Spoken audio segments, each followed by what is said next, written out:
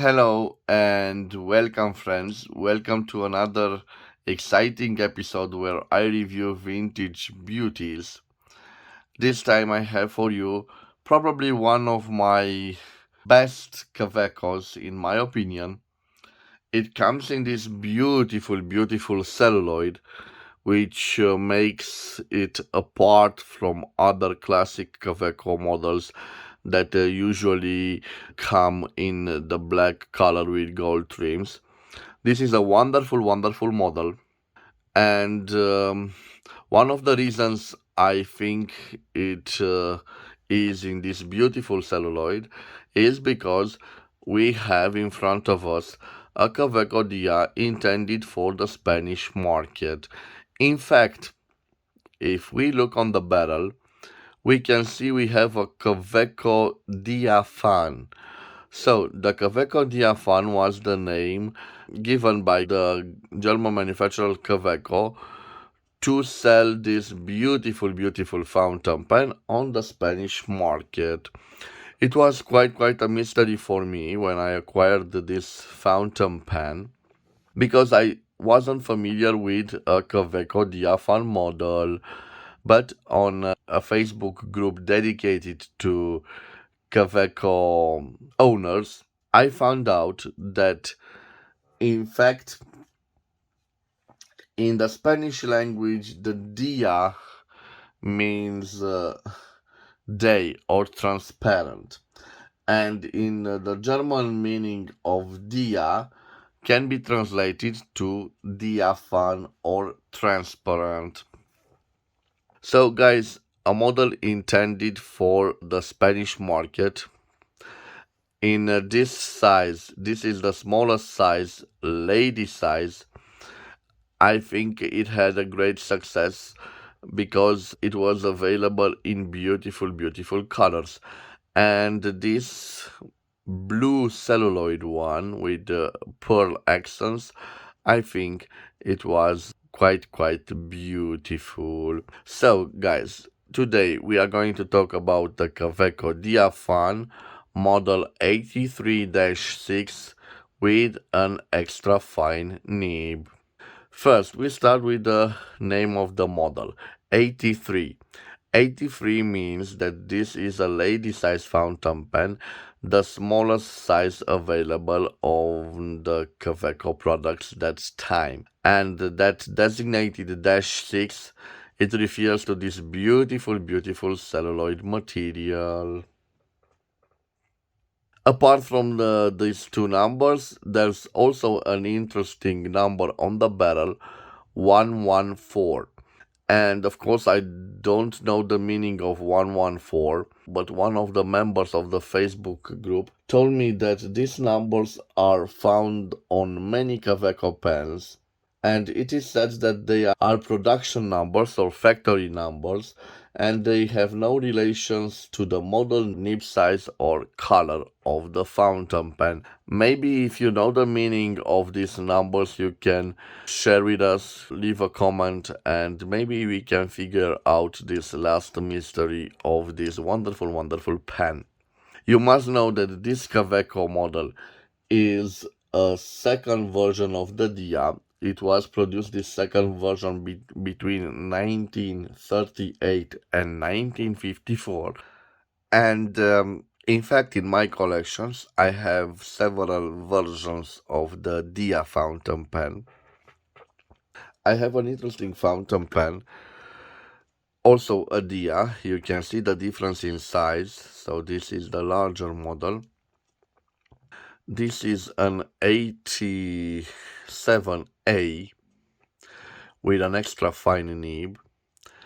I presume that this is from the early 1930s. As an interesting difference between them, we don't have the Kaweco logo on this one, but we have the same two rings at the end of the cap and the same beautiful ornated engraved clip with the Kaweco brand on it. So this is the oldest one in my collection. This is my fountain pen, which I believe is from the early 1950s. I have also an interesting model. This is a Kaweco Dia 803. What you can see different is the transition at the end, at the fake cap. We have this rounded cap, which was a trait of the 1950s fountain pen, the design of the 1950s. Interesting, the cap remains the same, but in other models, like this model, this is from the late 1950s and early 1960s, we have both the ending is rounded and also the end of the cap. As other comparison between the models, this is also a Dia V3, and I call it a V3 because it has a semi-hooded nib in comparison with the other two models that have this open nib. This was the trend, guys, and I think it is interesting to see the other, let's say, variants of the Kaweco Dia. So the beautiful fountain pen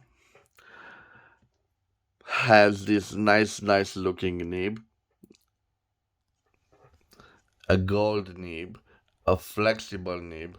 It is said that Kaweco in the 1930s made the best gold nibs in all Germany, so they were better than Mont Blanc or Pelican in making gold nibs.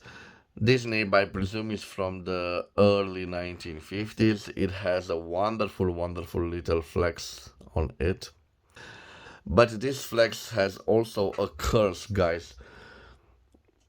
If you watch carefully, so watch carefully now when I flex it, you can see a little crack there between the W and the A. So I won't apply pressure anymore on it because it developed that crack. Well, that crack is very hard to fix. I'm not so sure that it can be fixed. Maybe I need a replacement gold nib. But this is one of the major flaws of flexible nib. Sometimes you can overflex it and it develops cracks, or the tines get misaligned, the small tines here. So a beautiful fountain pen, a beautiful writer. In fact, I think I will do a writing sample with it shortly to see, for you to see, guys, how beautiful and flexible this nib is. Let me tell you the price of this beautiful fountain pen. So I paid for it 500 lays, which translates to around 100 euros, or let's say 115 American dollars. I hope I get the numbers right.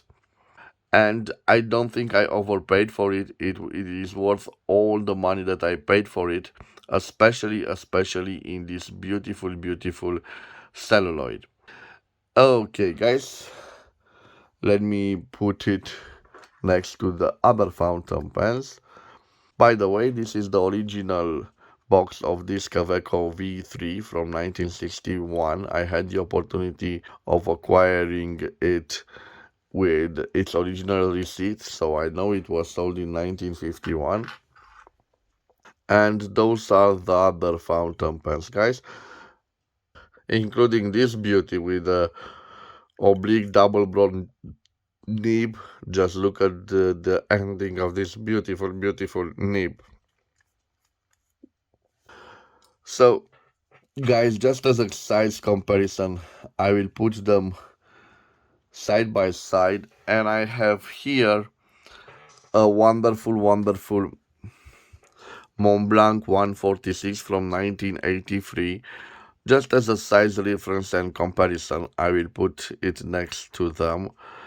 Of course, this is a fatter pen, but for you to have an idea of the dimensions of those Kaweco Dias from the 1930s, the 1940s, the 1950s, and the beginning of the 1960s.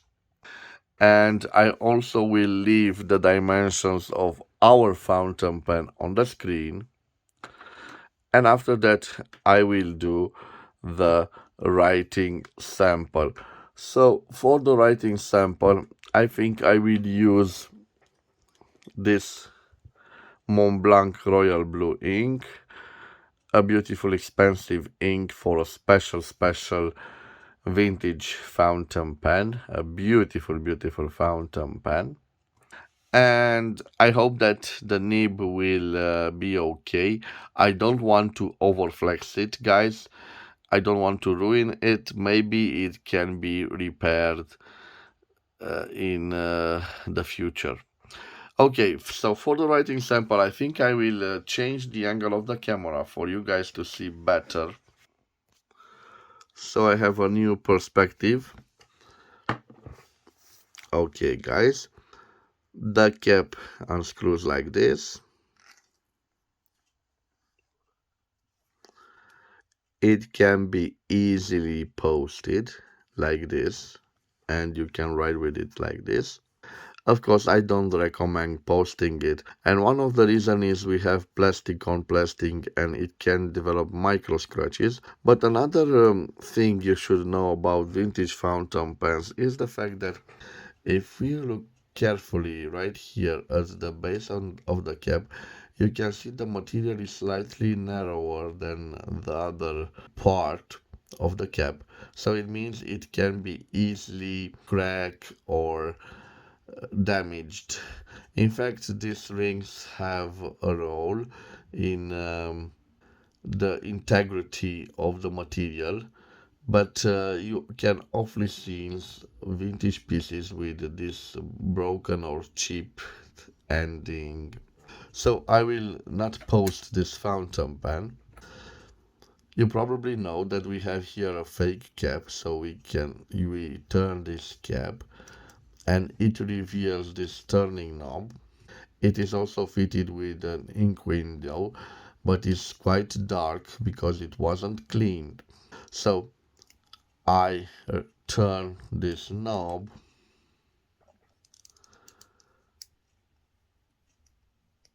and you can see it turns quite easily. So I suspect that the cork inside here was replaced, or maybe if it had a wooden cork it might be broken. An interesting thing that they made in the 1950s, they changed this ending of the piston, which was made of cork of wood with a plastic material, and that was great. So unfortunately, guys, the piston isn't working, so I will just do the writing sample by dipping this beautiful fountain pen. Again, I don't want to put much pressure on the nib, so bear with me. You can see the crack. So between W and E, there's a little crack that starts from that breathing hole. It is what it is, guys. I am not disappointed. It is the original nib, so what more can I ask for? Okay, so I don't cap it. I will put the beautiful cap here. I will just dip it in ink, not for a long time. Now I will remove the excess of ink and I will try to write with it. So a Kaweco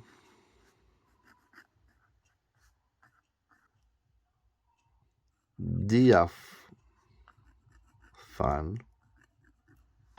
The model is 83-6. So this was made in Germany,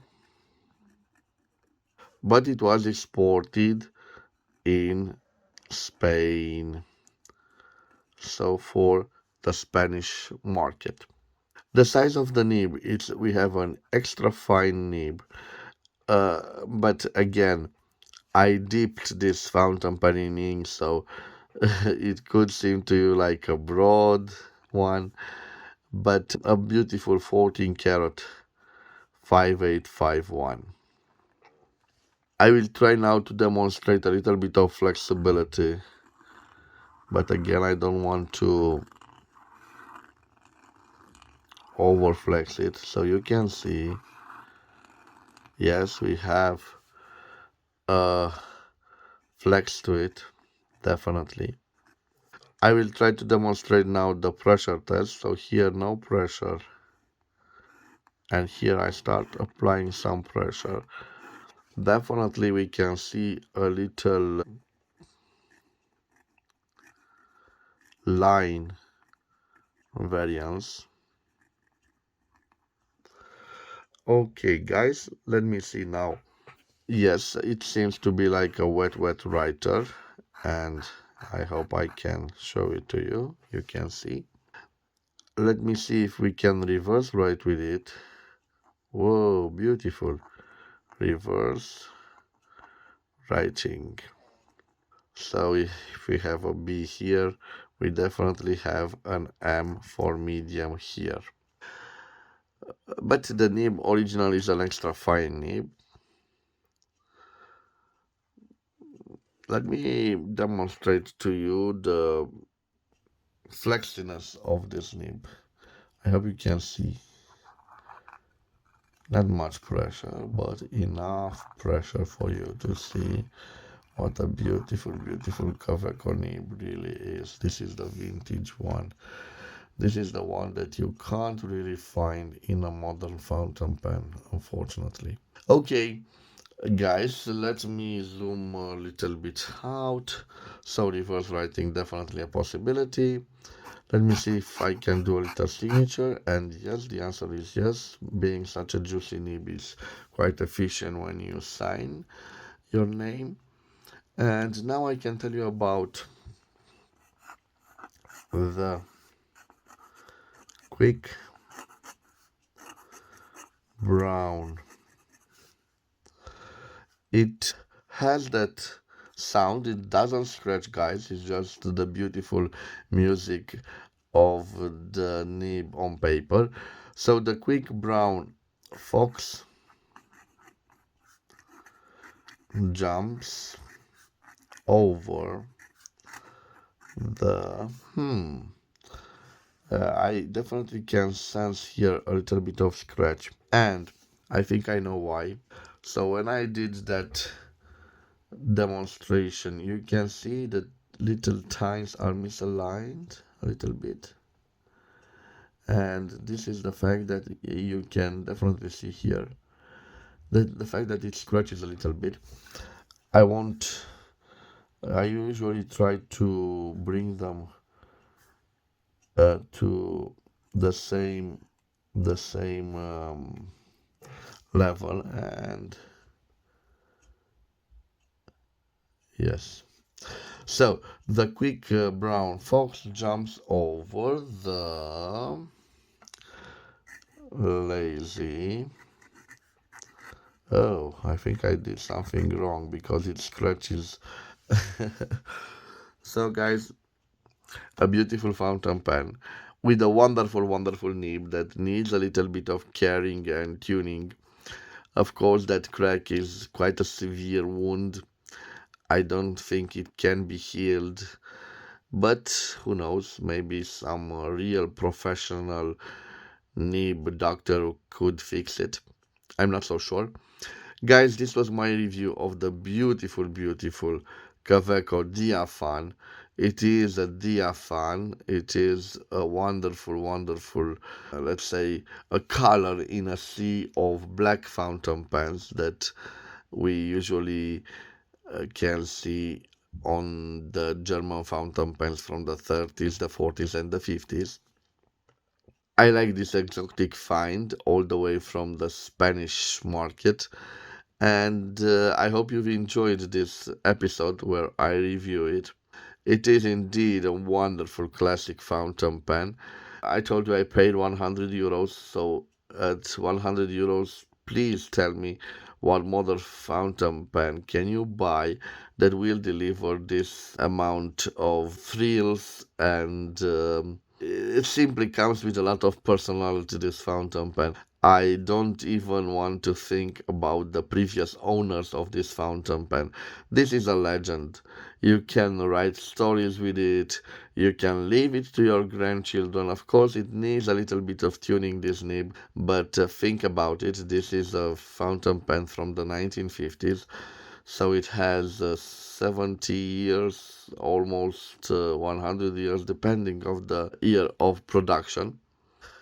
You know, I already told you that this type of fountain pen was made between 1930, let me give it a little, 1938, and the last year of production was 1954. So it could be from this period of time, maybe even from the war time. But given the fact that we have a gold nib, I tend to think that it was post-war, so between 1950 and 1954, when gold was available, because in the Second World War, the gold was restricted. It was a strategic material, and all the fountain pen manufacturers had to use other materials. Guys, thank you for your time. Thank you for your review of this beautiful Kaweco Diaphan. I hope you have a wonderful day wherever you are. If you've enjoyed this